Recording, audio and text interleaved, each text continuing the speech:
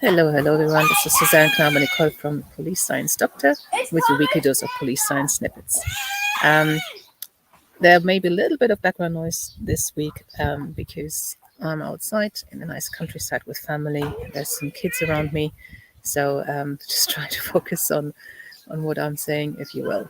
So the first police snippet for this week. So these are bits of information that have mainly just been published in scientific research articles that affect the law enforcement community. So I try to find bits that I can put into action straight away and that are very, very tangible and practical. So the first snippet of this week is about reducing police shootings. The presence of community policing policies itself does not reduce the relative likelihood of law enforcement officers using lethal force against minority citizens. However, white police officers who received at least 8 hours of community policing training were less likely to use lethal force against black suspects. So just having the policies in place is not enough, but training does reduce the likelihood of minority citizens being shot by white officers.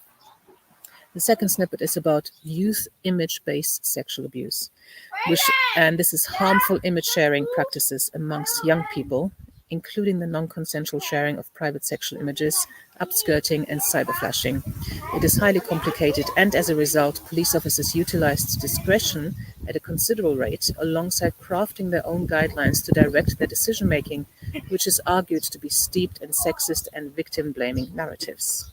This article is actually fully available, open access. So the link to that is in the email that I send out every Tuesday. Just get yourself onto the Police Science Doctor email list, which is free, and you get access to these articles. And the third and last snippet for this week is about domestic abuse and homelessness. DA is a risk factor for experiencing homelessness. 6 themes were identified in California. 1, DA precipitated and prolonged homelessness. 2, need for housing, financial stability, and material resources influenced staying in abusive relationships. 3, alcohol and illicit substance use exacerbated violence between partners. 4, participants struggled to find resources in domestic violence shelters.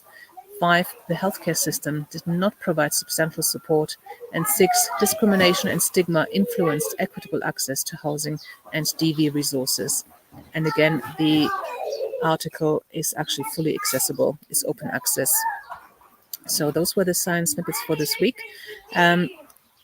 There's not always something there for every single one of you. There's so many around you, so many of you around the world in very different roles. So I can't guarantee there's going to be something that's specific or applicable to your role every week. However, you will find all the previous snippets. This is 190 now, so there's 189 PDFs on the website, on the read page, with 3 snippets each that you can download and build your own library if you want, and just see what is applicable to your role.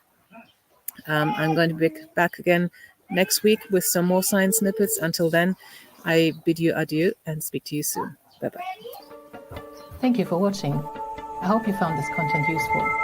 You can get access to each episode's transcript with key learning points, timestamps, and references if you get yourself onto my mailing list. Just go to the main website on policesciencedoctor.com, and on the bottom of each page you will find a sign-up form for notifications of new content. Just enter your first name, your preferred email address, and the type of organization you work for. You will not get any spam. This is just for me to let you know about new content and for you to get access to all the transcripts.